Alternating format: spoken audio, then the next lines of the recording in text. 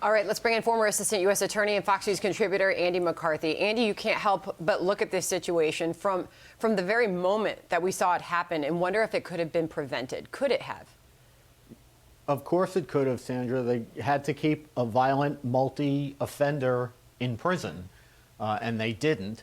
And they had, it sounds like they had three, I want to say a million, but at least three good reasons to keep him in. There was a pending warrant in Nevada, and then there were these two recent charges or sets of charges in Milwaukee. One of them, as the report just noted, as recently as November 2nd. I mean, they had a ton of reasons to keep this guy in. Yeah, and how can the DA now admit that he was out on inappropriately low bail, but then announce an investigation from the DA's office that made that decision? Yeah. Yeah. Well, you know, I think this is really hypocritical, because what we ought to be having here now, once we can get past the tragic nature of all this, is the progressive vision of how the criminal justice system is supposed to work. And this very DA, in an interview that he gave some years back to the Milwaukee Journal Sentinel, basically said, you know, look, does my philosophy of letting people out, does that mean that inevitably, eventually, somebody will commit a murder after I have diverted him from the criminal justice system? Yes. But nevertheless, even though that's bound to happen, this is my vision and I'm sticking to it. And obviously, what we have is a situation where philosophically there are people who believe that incarceration is worse than the alternative.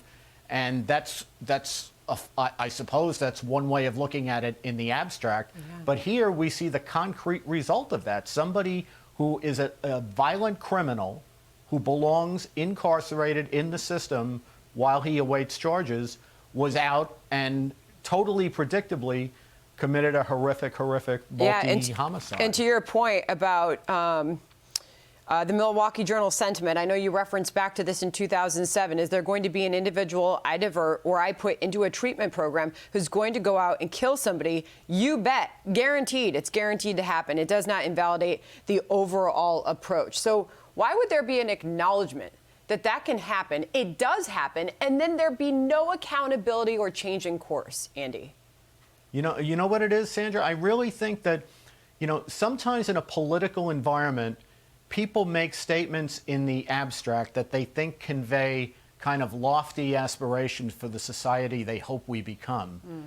But those things have real life consequences. It's, you know, people like me who say that people who are obviously multiple offenders, when they get arrested, belong in the system. It's not because I want to see everybody in jail. It's because, based on very hard experience, what we know is that there are people who are recidivist, violent offenders. And we're scrolling, by the way, not to interrupt you, Andy, but on our screen, it's 2 decades of Darrell Brooks' criminal past leading up to this event. Right.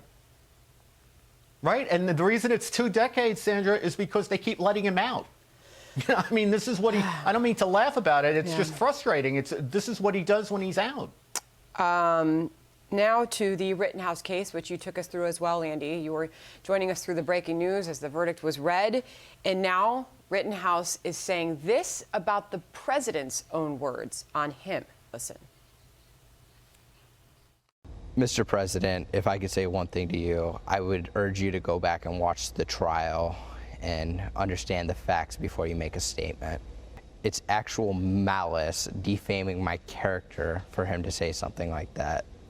Because of that statement that Joe Biden made that would imply that Rittenhouse was a white supremacist. So could there be legal repercussions for Joe Biden for those words about this kid?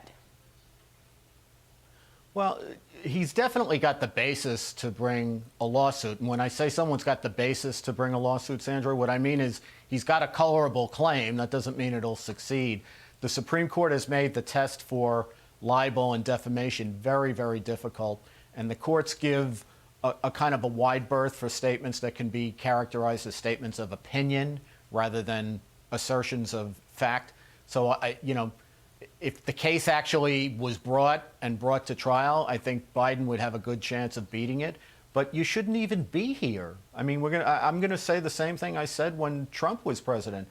Presidents have an obligation to uphold due process and fair proceedings in the system, which means not commenting on pending investigations and pending prosecutions, not just because, you know, we want to protect due process, but because if you want prosecutions to work and the legitimacy of the outcomes of the criminal justice system to be upheld on appeal, you can't prejudice the process by, from your very influential purchase president, making statements that make it hard to proceed with these cases. Andy McCarthy, always appreciate when you can join us. Thank you. Hi, everyone. I'm Brian Kilmeade. I want you to do me a favor. I want you to click to subscribe to the Fox News YouTube page. This is the only way that I know for sure that you're not going to miss any great commentary, any great news bites, any great interviews coming your way on Fox. You can get it all here on YouTube. So subscribe right now.